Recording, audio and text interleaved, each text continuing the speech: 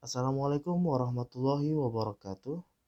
Kami dari kelompok 13 mempunyai judul penelitian fungsi media sosial di kalangan mahasiswa. Kami beranggotakan Arini Susanti, Haliko Damar Kencono, dan Ica Solisa.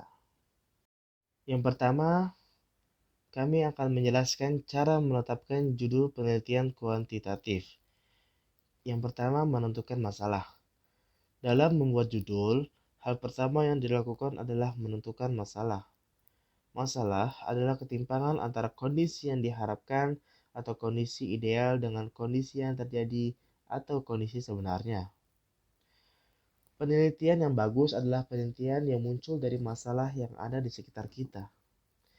Contoh, di dalam judul penelitian kami mempunyai masalah, yaitu sebenarnya media sosial itu dipakai untuk hal-hal positif atau hal-hal negatif bagi para mahasiswa. Yang kedua, menentukan judul penelitian. Setelah peneliti menemukan masalahnya, langkah selanjutnya adalah menentukan tujuan dari penelitian. Ada 3 tujuan, yaitu yang pertama, melihat hubungan antar variabel, yang kedua, menguji teori, dan yang ketiga, mencari generalisasi yang memiliki nilai prediktif. Contoh, ada sebuah teori mengatakan fungsi media sosial di kalangan mahasiswa hanya untuk upload foto dan update status. Maka, peneliti ingin membuktikan apakah teori tersebut benar atau akan muncul teori-teori baru. Yang ketiga, menentukan variabel-variabel penelitian. Variabel adalah hal-hal berupa apa yang dicari, atau diamati, atau diteliti dalam penelitian. Ada banyak macam variabel. Ada 2 hal minimal yang harus diketahui, yaitu variabel independen dan variabel dependen. Variabel independen adalah variabel yang mempengaruhi atau yang menjadi sebab perubahannya variabel dependen. Variabel dependen adalah variabel yang dipengaruhi perubahannya oleh variabel independen. Contoh dalam judul penelitian kami, variabel independen kami adalah media sosial. Sedangkan variabel dependen kami adalah di kalangan mahasiswa. Yang keempat, menyusun judul. Setelah kamu menemukan masalah, kemudian membuat tujuan penelitian dengan tujuan untuk membuktikan suatu teori dan kamu sudah menuliskan variabelnya, maka langkah selanjutnya adalah langkah yang sangat mudah, yaitu menyusun judul.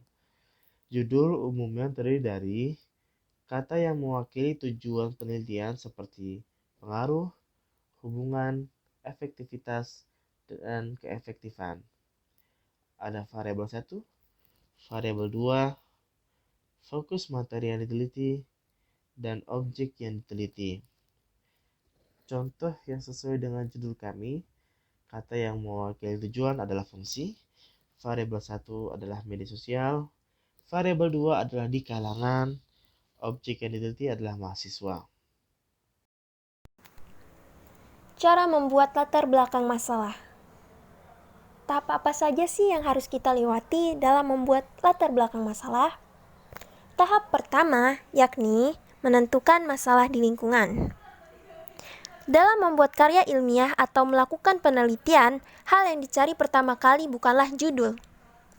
Yap, seringkali banyak dari kita yang ketika diminta untuk membuat sebuah penelitian langsung pusing dengan menentukan judul terlebih dahulu. Ketika kita membuat sebuah penelitian, kemudian kita membuat judul terlebih dahulu, maka yang sulit adalah menemukan masalah yang ada, membuat latar belakangnya, serta menemukan data awalnya. Akan bagus jika kita mau mencari data yang sesuai dengan judul kita. Masalah adalah kondisi yang tidak diharapkan. Contohnya adalah terjadinya penurunan semangat belajar akibat media sosial bagi para mahasiswa. Maka, itu dapat disebut sebagai masalah. Tahap kedua, yakni mencari data pendukung.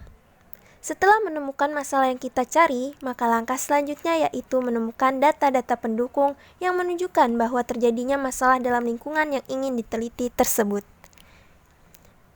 Data-data pendukung tersebut dapat berupa hasil kuesioner atau juga hasil wawancara dan mungkin hasil observasi pengamatan. Alangkah baiknya data seperti hasilnya dicantumkan dalam area ini, karena hal ini akan memperkuat argumen yang menunjukkan sebuah masalah yang sedang terjadi di lingkungan kita. Tahap ketiga yakni mencari solusi dari masalah yang telah ditentukan. Ketika ada masalah, maka langkah selanjutnya yaitu mencari solusi dari masalah tersebut. Setelah kita menemukan masalah seperti pada langkah pertama dan kedua, maka selanjutnya kita dihadapkan untuk mencari solusi. Solusi yang kita berikan harus berlandaskan oleh teori-teori yang sudah ada dan akan lebih kuat biasanya jika didukung oleh penelitian-penelitian terdahulu. Maka untuk mencari solusi, carilah referensi teori-teori tentang metode, model, atau media yang dapat mengatasi masalah pembelajaran yang sebelumnya telah ditemukan. Dan yang terakhir, yakni menyimpulkan sebagai hipotesis sementara bahwa solusi yang diberikan dapat mengatasi masalah. Langkah terakhir ini merupakan langkah setelah menuliskan masalah, mencantumkan data-data pendukung, dan menentukan solusi yang didukung oleh teori-teori serta penelitian terdahulu adalah menuliskan kesimpulan. Kesimpulan di latar belakang adalah kesimpulan yang melandasi kita melakukan penelitian ini. Seperti contohnya, berdasarkan penjelasan di atas, maka dari itu peneliti memilih untuk meneliti pengaruh dan dampak media sosial dalam semangat belajar mahasiswa. Selanjutnya ada cara membuat rumusan masalah. Dikutip dari buku modul studi mandiri dan seminar proposal penelitian terbitan Universitas Terbuka.